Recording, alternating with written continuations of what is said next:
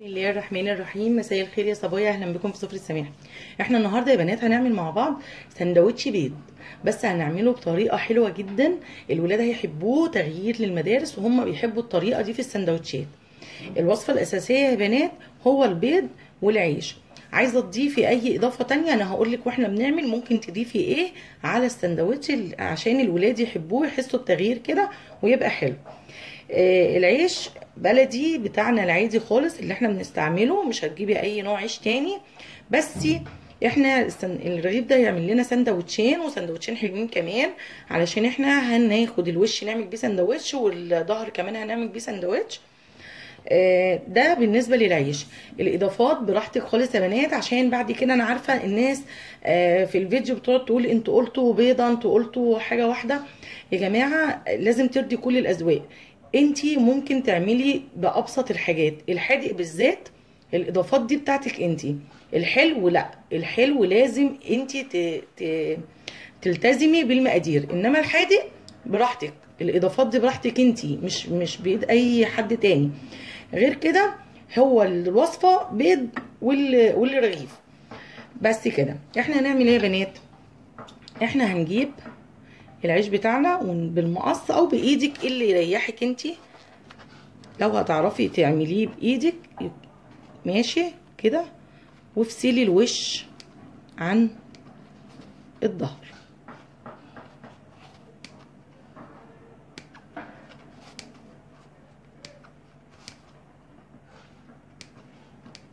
كده يا بنات كده.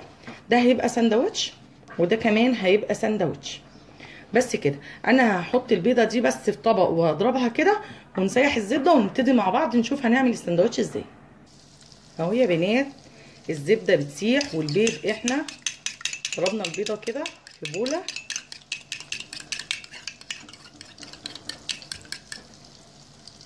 كده، وهنحط البيضه. هدي النار،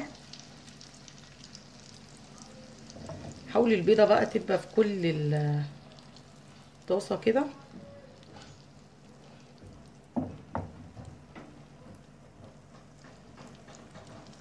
المنظر ده وصفه سهله وحلوه والولاد هيحبوها. هاتي طبق كده وحضري عليه اول وش هنعمله او اول سندوتش هتعمليه بالرغيف. او ممكن احنا نعكس بقى نحط هنا.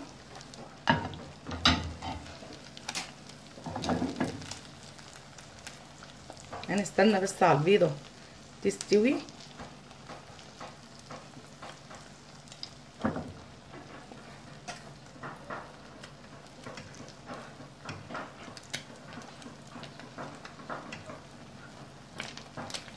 الولاد هيحبوا السندوتش ده جدا لان هيبقى بطريقه سندوتش مشهور، الولاد بيتجننوا عليه. بس انت هتعمليه بالعيش اللي عندك في البيت، مش هتكلفي نفسك وتجيبي عيش مخصوص او تقفي تعمليه.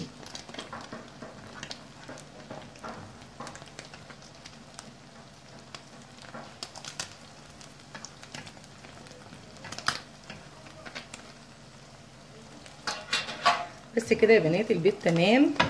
هنبتدي نعمل ايه يا بنات؟ هنبتدي نجيب ده وهنحط البيضه كده عليه. هنرجع تاني الطاسه على النار وهنرجع العيش بالبيض. وهنعمل ايه يا بنات بقى؟ عايزين هتضيفي عليه، انا ممكن اضيف شويه جبنه موتزاريلا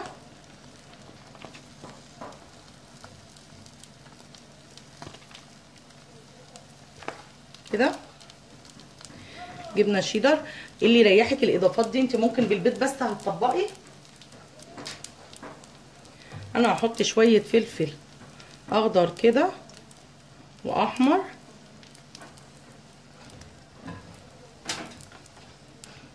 وهنجيب حاجه يا بنات وهنتني السندوتش كده، هنلفه يعني بمعنى اصح كده. خلي بالكم من ايديكم انا متعوده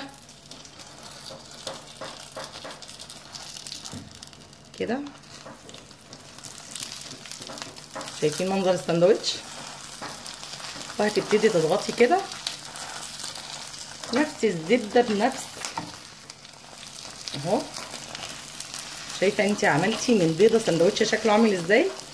وبالعيش البلدي اللي عندك، بلاش جبن، حطي فلفل الولاد، حطي زيتون، حطي جبنه رومي بلاش موتزاريلا، حطي اي نوع جبنه عندك. شايفين شكل الساندوتش حلو ازاي؟ انا بصراحه يعني بسطني جدا. خلاص كده يا بنات استوى، هنقدمه بقى. وهو يا بنات الساندوتش بعد ما خلص، شايفين شكله وحلاوته؟ شايفين؟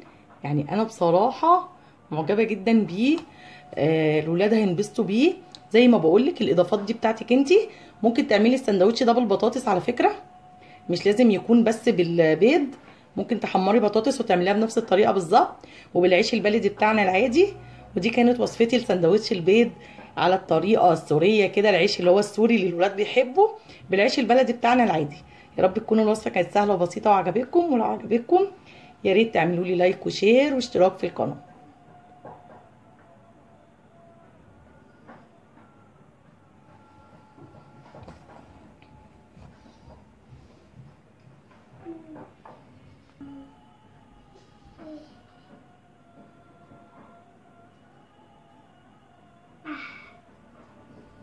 زبادة.